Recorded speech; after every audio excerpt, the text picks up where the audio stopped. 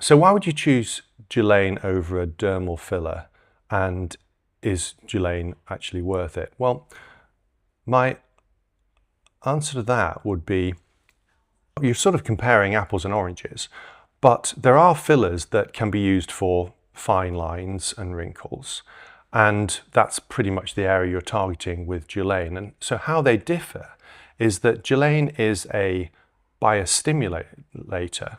It's made of poly-L-lactic acid, and it gradually stimulates fibroblasts to make collagen and improve the skin texture and tightness of the skin.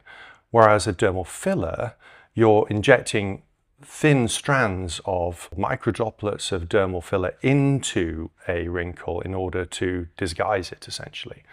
So although it's a bit like deferred gratification, if you use Jülaine, eventually you're going to get a very good natural result without any risks of nodule formation or the skin looking a little bit less compliant, a bit stiffer when you start putting dermal filler into it.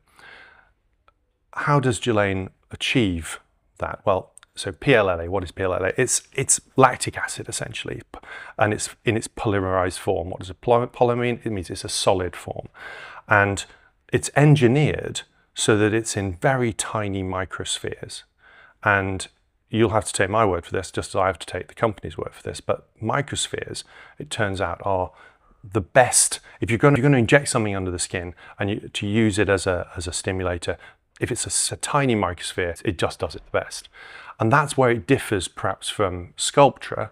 So Sculptra is also made of poly-L-lactic acid. It's been around for years. It's really good, but it's a bit like when mobile phones first came out, you had the Nokia handset, which is the one that's become sort of a bit of an icon now.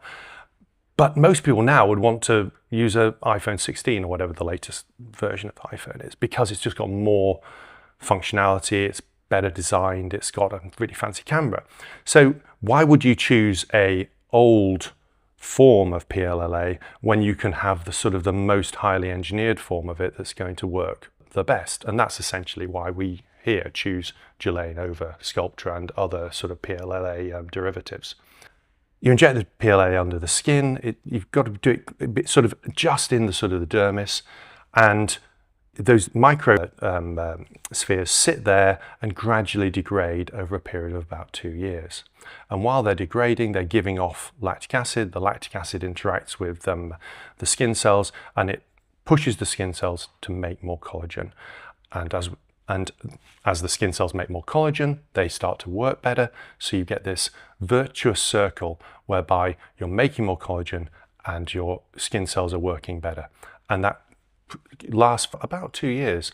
Again, you've got to look after the collagen you make, so lifestyle factors are really important. You don't want to be smoking, keep your sun exposure to a minimum. Anything that's giving you sort of inflammation or free radicals is going to work against the Jülaine, so try and keep that to a minimum. So that's a very long-winded way of saying yes, it's really worth it, and it certainly, I think, gives a more natural result than dermal filler. Clearly, if you want a result now and you take on board all the perhaps downsides of a filler in that situation, then fillers can be very good as well.